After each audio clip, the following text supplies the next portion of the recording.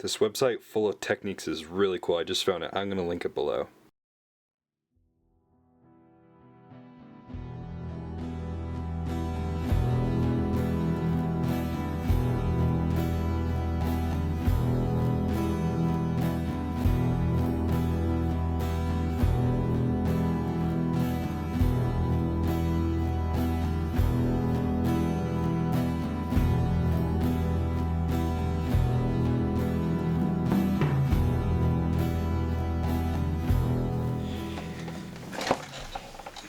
Alright, welcome back. Even though I haven't finished my last project, that ship which is sitting right up there on that shelf, I'm already going to be starting something new, which you just saw in that little intro bit. This is going to be one part of a bigger Untitled display, but the thing we're starting today is a custom Lego gunship with a flamethrower. You saw me building the flame itself because that was the first thing I had inspiration to build, and I think what I came up with is about the best that I can do. I don't know if it captures exactly what I was looking for in my mind, but what I was looking for in my mind I can't practically do with Lego, I don't think.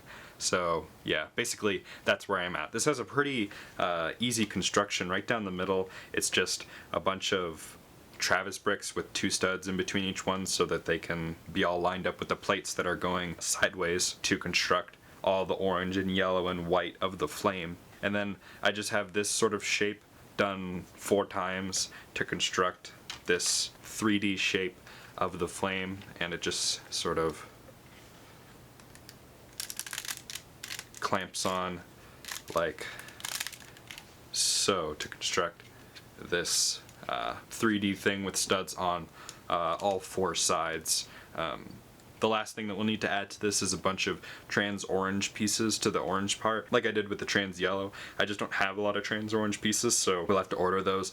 And then this is probably about finished for what we're going to do with this now. Obviously the end of it isn't finished, and I'm not gonna start the end of it until it gets integrated into the thing that it's actually going into, because the flame is gonna be, you know, aimed at something, aimed at like a floor or a wall or the inside of a room or something like that, and the way that the flame hits the floor needs to be integrated into the design of the actual flame coming out of the flamethrower. So yeah, pretty much that's where I'm at. Yeah, I got to use a bunch of orange pieces that I almost never use. I had a bunch of 1x1 orange bricks and 1x1 orange plates and some 1x2 orange plates and some random just other orange pieces that I had in good quantity either from lug bulk or Pick-a-Brick. So I guess that justifies buying like random pieces in bulk that you don't really have a plan for using yet. I don't know if I would totally recommend doing that, but that's my justification for it when I have all these other random parts that I'm not sure if I'm ever going to use. So due to the nature of this project that I'm going to be documenting, stuff might not totally go in like chronological order. It might not have a complete explanation. We might be working on pieces of terrain here and there, and then building designs here and there, and then the gunship, which I mentioned. But the gunship, I think, is the one thing that I'm going to be working on probably the longest. It's the thing that I know the least about going into it, like how I'm going to do it.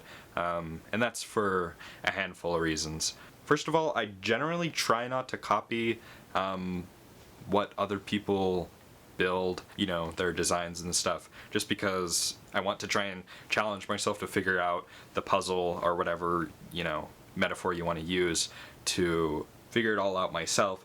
But here's my dilemma with building a custom gunship.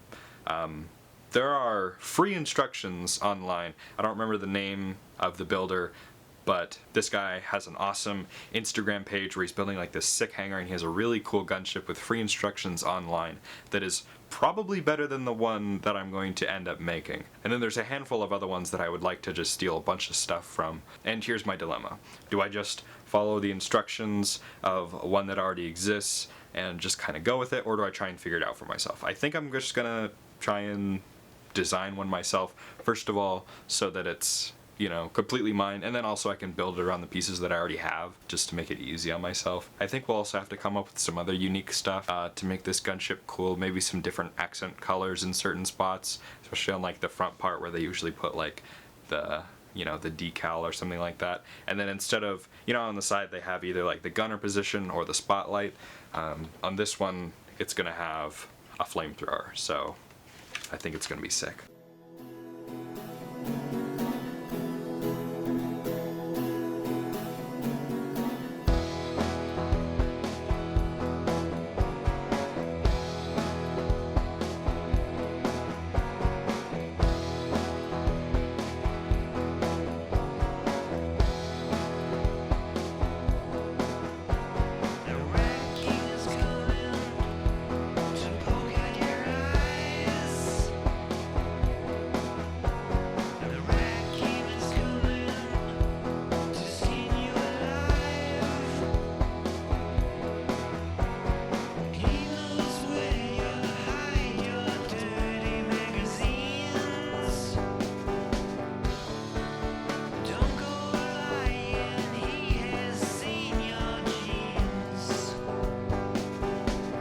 Dude, I have no idea what I'm doing for this front part right here.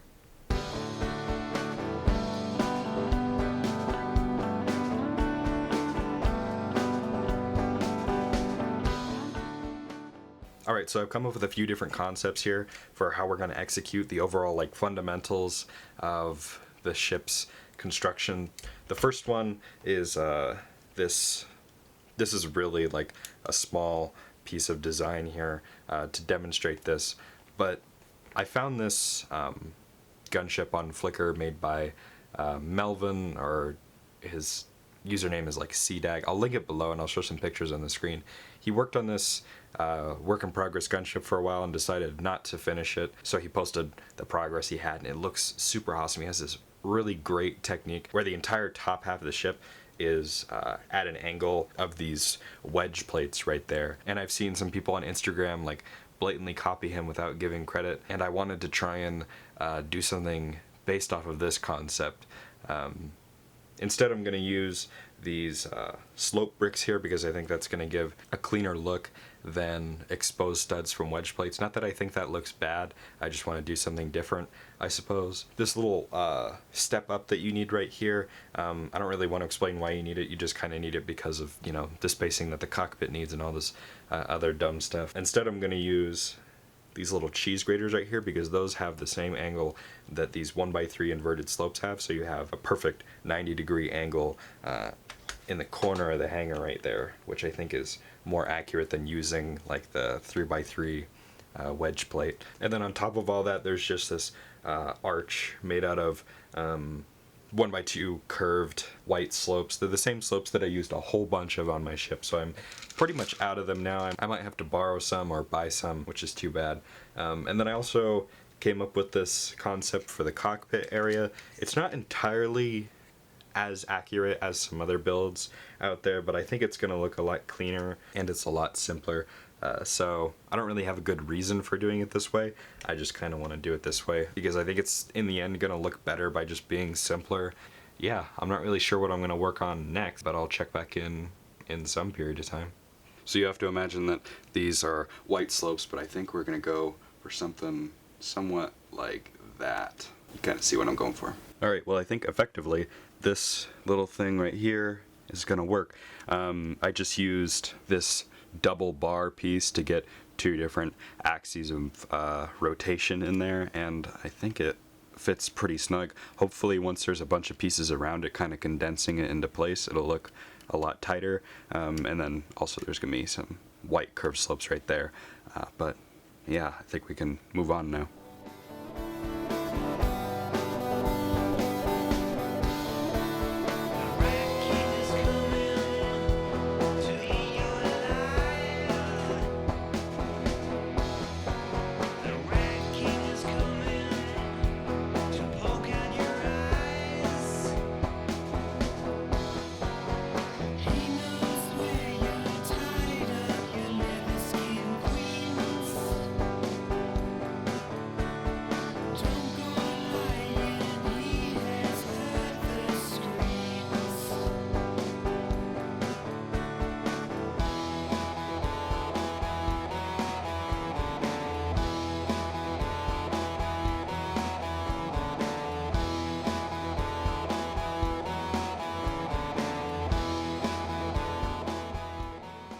Alright, so what you just saw me working on was basically this attachment mechanism so that we can get this big angled top piece attached to whatever the bottom part is going to be, where it starts to slope out here, which is going to be a totally different technique. So they have to be different assemblies, so we gotta figure out how to attach them somehow.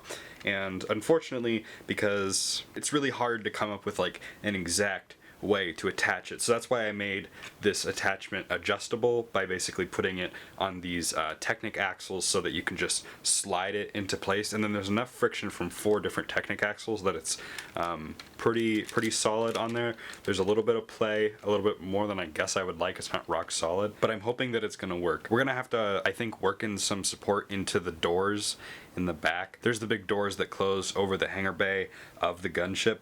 I think we're gonna have to work in some sort of support there, because I don't think that this is going to be able to support the entire bottom platform of the gunship. So let's take a look at how this works exactly. I actually ended up redesigning the inside of this multiple times. The one that you saw in the time lapse wasn't actually the final one. I just spent little bits and pieces of time since then redesigning it to get it as strong as possible. It's still not as strong as I want it, but I redesigned it so that it used clips instead of the brick swivel hinge things, because I thought that would be at least a little bit stronger, and it's pretty well locked in there. And then it has this 3 tall slope here at the top to just align it so that it doesn't have any play in the actual slope, but that's how we get the exact slope that we need, because if you take a look, that's the same slope that's used here along the edge of the top cockpit half. Alright, well, it looks like this video is starting to get pretty long, so I'm just going to end it off now. Make sure to stay tuned, because my next video, I'm going to finish that ship. I promise that I'm going to finish it. Just got to do some greebling and order a few parts, and then take photographs and stuff, and then it'll be done. So, in the meantime, if you enjoyed the video, leave a like, share it with your friends, or subscribe if you haven't already, and I'll see you guys later. Bye.